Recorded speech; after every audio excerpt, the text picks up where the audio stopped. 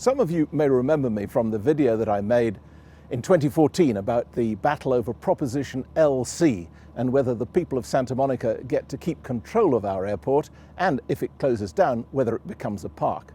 That ended with an overwhelming victory for the park plan. But although Santa Monica City Council promised to begin turning the first 12 acres of the airport into a park last March, when I drive past, not much seems to be happening. So I've decided to keep a video diary of the whole process and to ask the city officials responsible exactly what's going on. We were able to secure $500,000 in funding to get started in July. We issued a request for proposals for design teams earlier this past fall, and those proposals were due in late October. At the next council meeting at the end of January, we will be recommending an award to a design team for the park design. But when you look at the 12 acres that are supposed to become a park, there's still a very lightly used parking lot for private planes, known here as tie-downs, and definitely off-limits to the public. Well, I'm not particularly involved in relocating tie-downs or even locating tie-downs, but I know that as part of the park planning that will go forward, at the same time, the new locations for those tie-downs will be undertaken.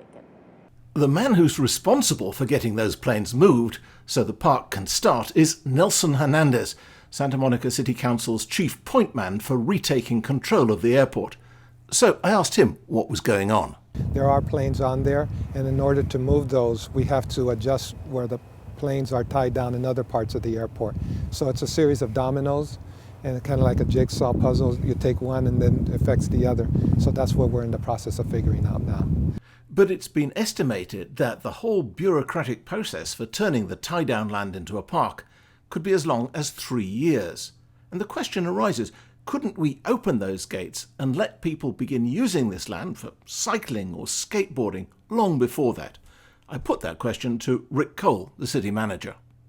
Well, conceivably, I think we need to be open to a wide range of alternatives. The reality is that sometimes we in government are very concerned about things like liability and process, sometimes overly concerned. So we want to do this right, but we also recognize there's a tremendous need for recreational space on the west side of Los Angeles and here in our community of Santa Monica. So I think the sooner we're able to create legitimate, safe park space of whatever form, the better for all of us.